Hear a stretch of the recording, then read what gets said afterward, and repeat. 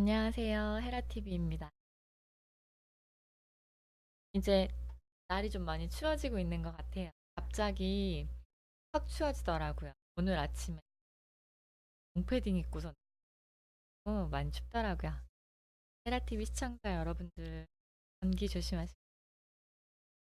어, 오늘은요, 여러분들한테 부모와 아이 사이라는 책을 소개해 드릴까 해요. 오래됐어요.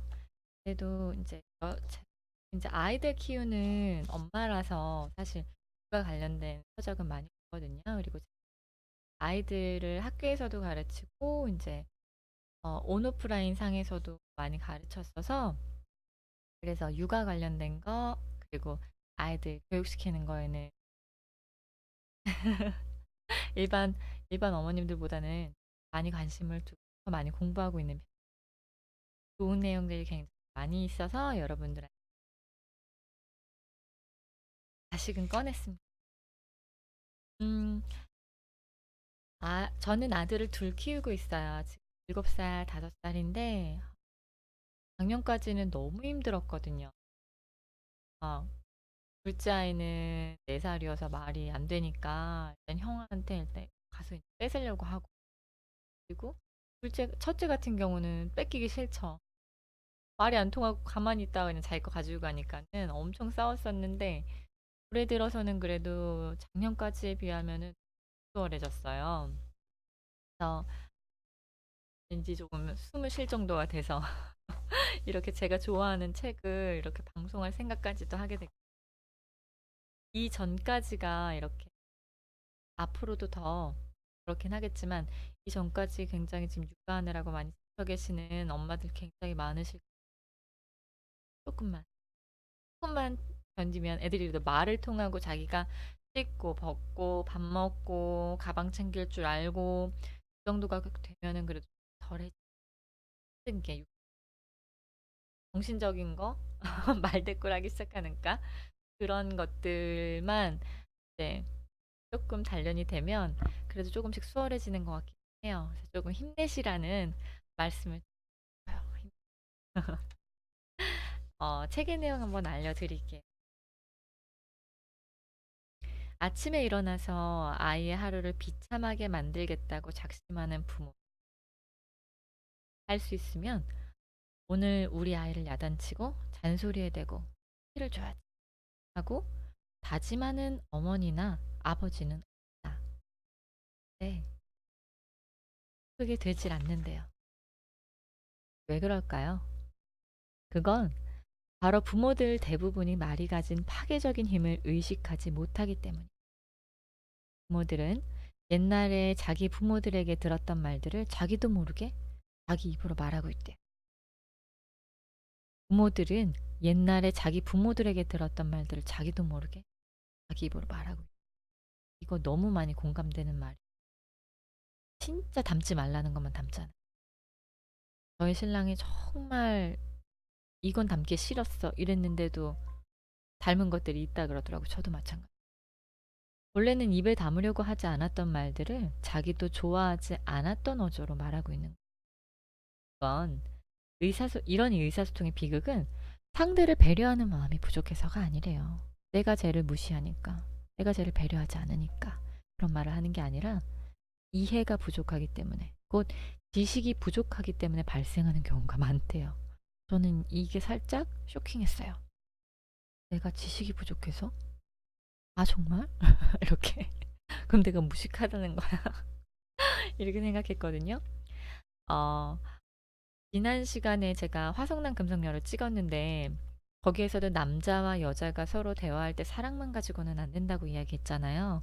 여기서 말하는 것 또한 비슷한 맥락인 게 어, 남녀 사이에도 말하는 방식, 대화하는 방식, 사랑을 표현하는 방식을 알고 이해하고 인정하고 또한 배워서 터득해서 그거에 맞게끔 서로 표현한다라고 저는 받아들였어요. 근데 이것도 마찬가지로 이해가 부족하고 그리고 지식이 부족하기 때문에 발생하는 경우래요. 그래서 여기서는 어떻게 표현했냐면 부모들은 손님 대하듯이 아이들을 대하는 법을 익혀야 된대. 손님 대하듯이. 손님을 대한다는 건 조심스럽죠. 저도 아이들이 오는 지금 이제 계속 아이들을 가르치는 일을 하다가 키즈 카페를 하나 운영하고 있는데 그래서 저는 아이들을 늘 접해요. 지금 가르쳐 본 사람들은 초등학생들 빼고는 중학생, 고등학생, 일반인 분들도 가르쳐 본 것 같고 유아들도 유치원에서 가르쳐 봤고요. 그리고 지금은 이제 키즈 카페라니까 어린아이들은 정말 정말 많이 만난 것 같아요. 근데 참 희한한 게 지금 손님 대하듯이 아이들을 대하는 법을 익혀야 한다? 제가 손님 대하듯이 우리 아이들을 대한다면 쉽사리 놓아진 않을 것 같네요. 어떻게 이런 표현을 생각을 하셨지?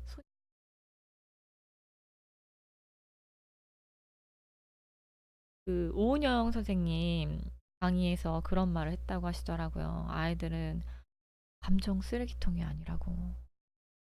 저도 아이들 키우면서 힘들 때 속에서 육체적으로 힘드니까 그게 정신적인 것까지 가중이 돼서 조금만 물을 흘리거나 뭐 이래도 엄마가 조심하라 그랬지. 예, 바로 확 올라올 때가 있거든요. 근데 오은영 선생님 강의 듣다가 우는 엄마들 참 많잖아요. 저도 여러 번 이렇게 울컥울컥 했는데 어, 확 와닿는 말이더라고요. 근데 이렇게 여기서 아주 적절한 표현으로 손님 대하듯 아이들을 대하는 법을 익힌다면 일단 화는 줄어들 것 같아요. 부모들은 인간미 있는 방법들을 습득해야 된대요. 그래서 사랑만 가지고는 충분하지 않대요. 지난 시간에 그 읽었던 책이랑도 너무 비슷해요. 사랑을만 가지고 있다고 충분하지 않다. 통찰력만으로도 부족하다. 훌륭한 부모가 되려면 기술이 필요하대요. 그래서 이 책에서는 지금 정말 아이들이랑 대화하는 방법, 아이를 정말 어, 잘 성장시킬 수 있는 그런 스킬에 대해서 이야기를 해주고 이 책은 개별 심리치료, 집단 심리치료, 육아 워크숍 그리고 네, 그렇게 해서 여러 부모 그리고 아이들이랑 몇 년 동안 공동 작업을 해서 쓴 책이래요. 그래서 의사소통에 필요한 특별한 충고를 알려준다고 하네요. 오늘은 앞부분만 살짝 다뤄볼게요. 아이랑 대화를 나누는 게 첫 번째예요. 1장에 있어요. 아이들이 질문을 참 많이 해요. 저희 아이도 왜? 왜? 왜? 왜가 한창 붙어서 살 때가 있어요. 그때는 그 왜를 하루에 많이 하는 아이들 같은 경우는 3, 400번도 한다고 하더라고요. 이런 아이들 같은 경우는 창의력도 굉장히 높고요. 과학적 논리적인 사고력도 굉장히 많이 발달할 수 있는 가능성이 높은 아이들이라고 해요. 제가 요즘에 얼마 전 엊그저께 이제 다 읽은 책이 어, 그분 성함을 잊어버렸는데 우리 아이의 숨겨져 있는 재능을 키워주는 방법에 대한 내용이거든요. 근데 거기에 있는 내용 중에 그렇다고 하더라고요. 그래서 왜를 많이 하면 많이 하는 아이일수록 그쪽으로 좀 지능이 좀 부각되어 있는 아이일 수 있으니까 의의 깊게 보시는, 관찰하시는 것도 굉장히 좋으실 것 같아요. 네, 이렇게 말하는 이 질문에 아이들의 속마음이 들어져 있는데 예를 들어줬어요. 뉴욕에는 고아가 몇 명이나 있어요? 미국에는요? 유럽에는요? 전 세계는요? 이렇게 꼬치꼬치 물어보는 아이들은, 그러니까 아이들의 염려는, 어, 사실 그 질문 안에는 고아들에 대한 동정심, 이런 것보다도 내가 버림받을지도 모른다는 두려움에서 비롯된 걸, 그러니까 표면적으로 드러나는 질문만을 생각하라는 게 아니라 그 안에 무슨, 대부분 근데 어머님들은 조금만 아이한테 관심을 갖는 부모님들은 요 정도까지는 다 생각을 하시는 것 같아요. 나도 저희 매장에 오는 아이들이 굉장히 밝고 해맑고 이런 아이들은 부모님을 보면은 네, 같은 맥락으로 가요. 근데 이렇게 한두 명씩 와서 가만히 있다가 물건을 갑자기 확 집어 던진다거나 으악 하고 소리 지른다거나 장애가 있는 아이들도 봤고요. ADHD인 아이들도 봤고요. 그러면 이렇게 이제 좀 옆에서 주의 깊게 보면 심지어 어떤 어머님이 있으셨냐면 아이를 둘 데리고 오셨는데 큰 아이는 잘 놀아요. 근데 대신 정신없이 놀아요. 작은 아이는 여자아이인데 엄마가 한 2시간 동안 1시간은 계속 받아주시더라고요. 알았어. 응, 알았어. 알았어. 그래서 저는 이제 이렇게 옆에서 보다가 이게 잘 받아주시네. 근데 우리 선생님들한테, 저희 직원들한테 봐봐. 이제 나중에 분명히 아이들이 저렇게 계속해서 뭔가 불만이라고 이야기를 하고, 응? 징징대고 울고 이유가 다 있을 거야. 근데, 근데요. 저한테 와서, 근데요, 사장님, 엄마는 다 받아줘요. 그래? 그치. 다 받아줄 수 있지. 하지만 지금 1시간을 본 거잖아. 그러고서 이제 넘어가요. 근데 그 어머님이 1시간 반쯤 지났을 때 매장에서 이야 하면서 정말 저희 매장 끝에서부터 끝에까지 길이가 제법 제법 커요. 한 20m 가까이 되는데 그 소리가 얼마나 크게 울려 퍼지는지 엄마가 나중에는 폭발하신 거예요. 한계에 부딪히신 거죠. 그렇게 되더라고요. 그래서 아, 엄마도 이제 이거는 이제 나와서 사회생활을 하시다가 있지만 집에서는 그렇게 되지 않을 거예요, 분명. 물러났던 분노가 확 표출한 거잖아요. 그래서 굉장히 힘든 시기인 것도 맞지만 아이들이 저렇게 되는 데는 서로 간의 상호작용 관계 중에서 뭔가가 문제가 있었기 때문이라는 거를 저는 아주 여러 사례를 보면서 경험하게 됐어요. 저도 저희 아이들이랑 매일같이 이벤트가 뻥뻥 터져요. 뭐 남자애들이니까 저희 집 안에서 거실에서 공 차는 거는 뭐 능사고요. 총싸움, 막 어? 극기 훈련하는 것처럼 그런 건 능사 일도 아니거든요. 그래서 이벤트가 뻥뻥 터지는데 저는 청소해야 되는 입장이니까 일같이 열이 올랐다 내렸다 그래요. 그럼에도 불구하고 자꾸 이렇게 좀 리마인딩 하려고 해요. 여러분도 아이들의 행동과 그 속마음 가운데 뭐가 있는지 한 번 더 생각해 볼 수 있는 계기가 되셨으면 좋겠어요. 음, 진정으로 아이가 처한 어려움을 부모가 인정하고 그 실망감을 말로 표현해 줄 때 아이는 현실과 맞설 수 있는 힘을 얻게 된대요. 음, 뭘 하다가 아이들이 정말 많은 실수를 해요. 그게 곧 성장하는 과정인데 이렇게 보면 사례들을 들어서 보면 블럭을 막 쌓다가 블럭을 잘못해서 팍 이렇게 넘어뜨려서 우르르 무너질 때가 있어요. 그러면 아이들은 순간적으로는 당황하고요. 그 두 번째 그 당황한 그 눈빛을 먼저 딱 보죠. 그 표정을. 당황하고 그 다음엔 엄마 아빠 얼굴을 한번 쳐다봐요. 어떡하지? 당황하고 혼나지 않을까? 이거랑 속상한데 이거랑 왔다 갔다 하는 그 눈빛을 딱 마주할 때가 있어요. 저희 아이들도 마찬가지고. 그때 아이가 사실 별거 아닌 일임에도 불구하고 그때 부모님들의 반응은 너무너무 다양해요. 아유, 그빠. 네가 조심성이 없어서 그래. 이렇게 반응하시는 부모님들이 있고요. 괜찮아. 블럭은 원래 부셨다가 다시 만들었다. 그러는 거야. 괜찮아. 이렇게 이야기하시는 부모님들이 있고요. 또, 어, 무너졌네. 속상하니? 놀랬니? 이렇게 감정을 먼저 물어봐 주시는 부모님들도 있어요. 아이들마다 성향에 따라서 리액션들도 너무 달라요. 이렇게 부모님들 리액션들 다르듯이. 근데 엄마가 뭐 쿨하게 괜찮아? 이러면은 괜찮은가 보다 하고 이렇게 넘어가는 아이들도 있고 여자아이들 같은 경우는 어머님들이 좀 더 섬세하게 이야기하시더라고. 놀랬어? 속상해? 괜찮아. 이렇게. 저는 좀 아들들이어가지고 뭐 이런 거 가지고 다시 싸면 돼. 속상했어? 이렇게 쿨하게 좀 넘어가거든요. 근데 이제 혼내는 부모님들이 있으세요. 그러면 이제 더 속상해하죠. 아이들 같은 경우는. 아이들이 사실 부모님한테 바라는 거는 부모들이 여기서 얘기하는 것도 행동 자체를 가지고 판단하지 말라고 하더라고요. 그 느끼는 감정에 대해서 케어해주고 이끌어가는 게 더 중요하다라는 이야기를 해요. 그래서 저도 이거 읽으면서 그래, 공감부터 해줘야 되는데 내가 그 행동에 대한 결과를 가지고 먼저 이야기했구나라는 걸 또 다시금 느꼈거든요. 부모는 딸아이나 아들아이의 실망감을 이해하고 공감을 같이 주는 게 도움이 된대요. 어쩔 수 없이 느끼게 되는 갈등이나 실망감, 이런 것들을 해소하는 게 가장 먼저 중요하다라고 얘기하더라고요.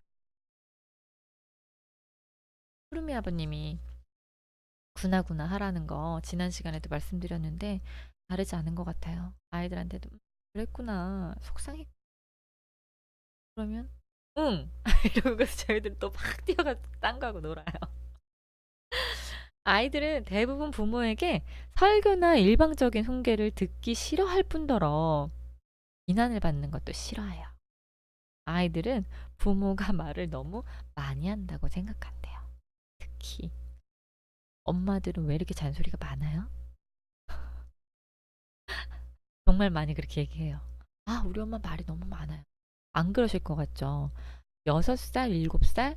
요 정도만 돼도 저는 이제 아이들 이름을 많이 불러줘요. 저희 매장에 오는 아이들 이름을 거의 저희는 이름표를 붙여줬었기 때문에 거의 이름을 불러줘요. 그러면 오래간만에 왔네 로아 어쩌고저쩌고 막 이렇게 얘기하면은 뭐 이제 친구들 얘기하면 아이들만 맡겨놓고 잠깐 다른 볼일 보고 오시는 분들이 있어요. 그러면 케어를 하잖아요. 그러면 아이들이랑 이런 얘기 저런 얘기 이러면 정말 아이들이 별의별 이야기들을 다 해요. 엄마랑 아빠랑 싸워가지고요. 얘기 안 하실 것 같아요. 다 해요. 그리고 우리 엄마는 너무 많아요. 여자아이들. 여자아이들이 말이 훨씬 빠르긴 하더라고요. 남자애들은 뭐 그런 크게 이렇게 공감적인 것보다는 행동 표현하고 여자아이들 같은 경우는 물론 뭐 아이들마다 성향은 다르지만 정말 말 잘하더라고요. 전 딸이 있었으면 너무 좋을 것 같다라는 생각을 하면서도 가끔 정신적으로 힘들긴 하겠다 이런 생각을 하기도 하는데 그렇더라고요. 아이들은 부모가 너무 말을 많이 한다. 그러면 말을 어떻게 해? 설교나 비판을 하는 게 아니라 간단 명료하게 딱 그 말만 하라고. 비극적인 대화가 오고 가는 건 서로 사랑이 부족해서가 아니라 하나의 인격으로서 서로 존중하는 마음이 부족한 탓이고 지식이 부족해서가 아니라 아이를 다루는 기술이 부족하기 때문이래요. 음. 비극적인 대화라는 거는 뭐 굉장히 서로를 힐난하고 비난한다는 게 아니라 여기서 든 예시는 난 우리 엄마한테 아무 말도 안 해. 이야기를 했다가는 설교 들어야 되거든. 그러면 놀 시간이 없잖아. 이렇게 회피하는 것까지도 비극적인 대화라고 표현을 했어요. 서로 존중하는 마음이 부족한 탓이고 아이를 다루는 기술이 부족하기 때문이래요. 네. 아이는 아이의 행동이 아니라 감정에 대응을 해야지만 부모와 아이를 이어주는 대화가 지속될 수 있대요.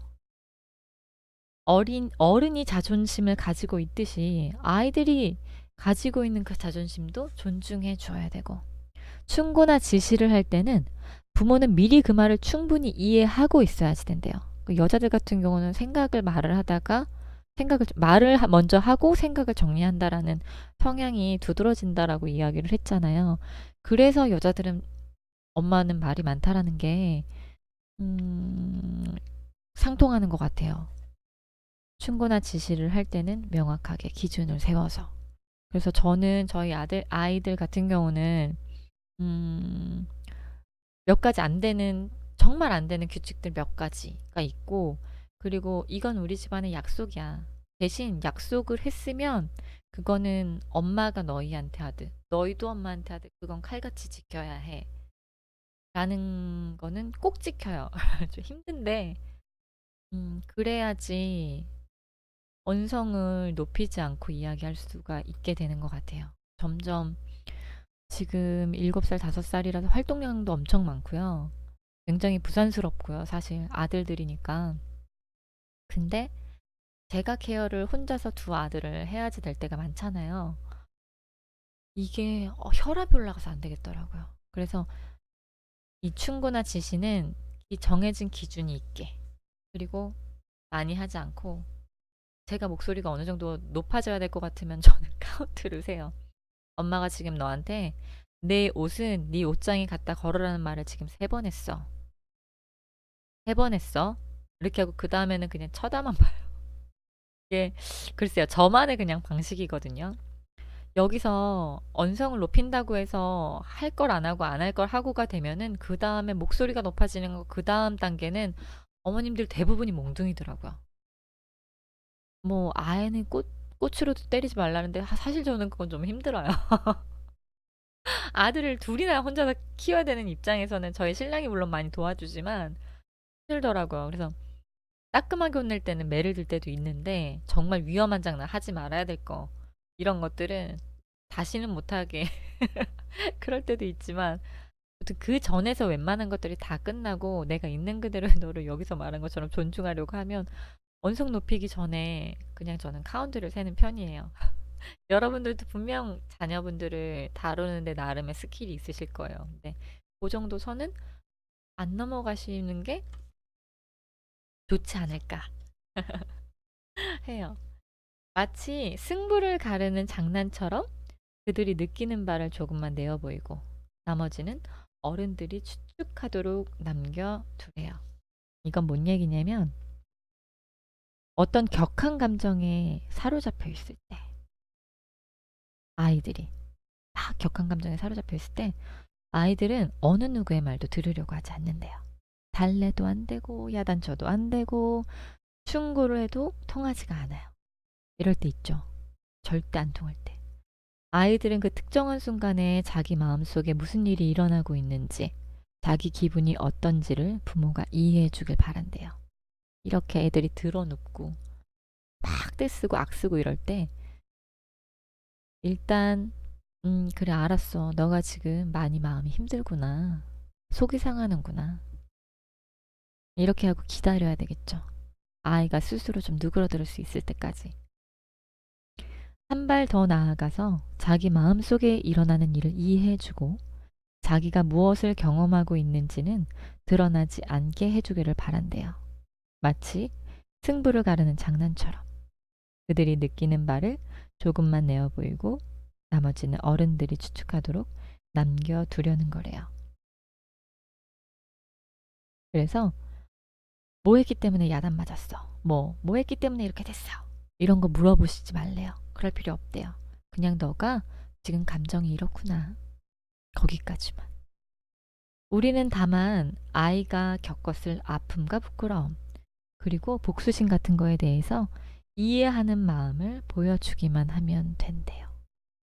저는 요 페이지 반 정도 되는 내용인데 되게 많이 뭉클했어요.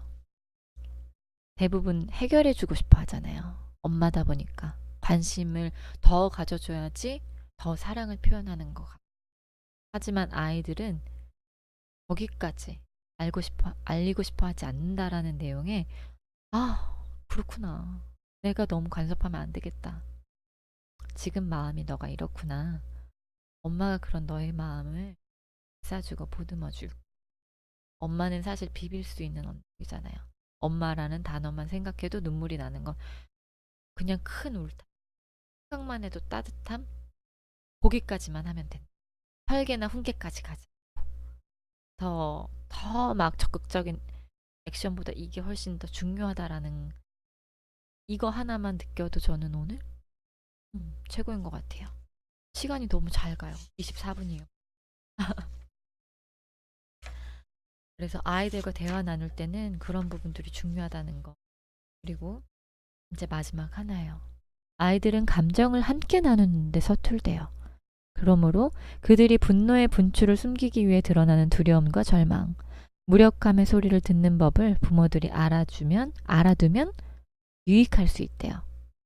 부모들은 아이의 행동에 대해 반응을 보이는 대신에 당황한 기분에 반응해서 그것을 극복하도록 도와주는 게 좋대요.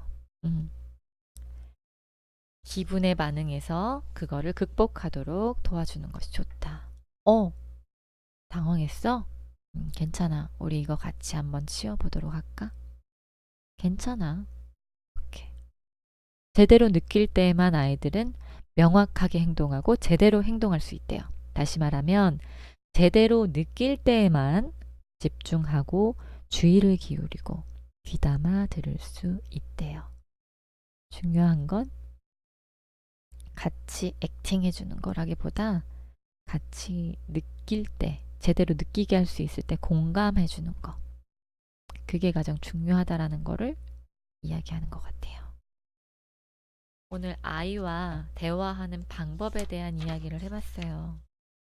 여러분들도 많이 도움이 되셨으면 좋겠어요. 이 뒤에 있는 말의 힘에 대해서 이야기하는데요. 그 다음 장은 격려하고 이끌어주는 거. 내가 이 아이와 오늘 공감하는 거에 대해서 이야기했다면 그 다음에는 격려하고 이끌어주고 그리고 부모가 하지 말아야 될 표현들, 적절한 표현과 적절하지 못한 표현들, 이런 것들에 대한 내용, 그리고 그 다음에는 아이가 스스로 책임감 있게 행동할 수 있게끔 도와주는 방법, 그런 것들에 대한 내용들이 쭉 있어요. 오늘 여러분들이 우리 아이에게 뭔가 실수를 하든 잘할 때는 당연히 칭찬을 해줘야죠. 그리고 잘 안 된다고 하더라도 그거에 대해서 비난할 게 아니라 같이 느끼고 엄마도 그랬어. 엄마도 어릴 때 할머니 몰래 딴짓하다가 주방에 있는 그릇 깨서 혼난 적 있었어. 엄마도 그때 그게 궁금했거든. 괜찮아. 그릇은 또 있고 너가 다치지 않았기 때문에 다행이야. 넌 오늘 하나 배웠어.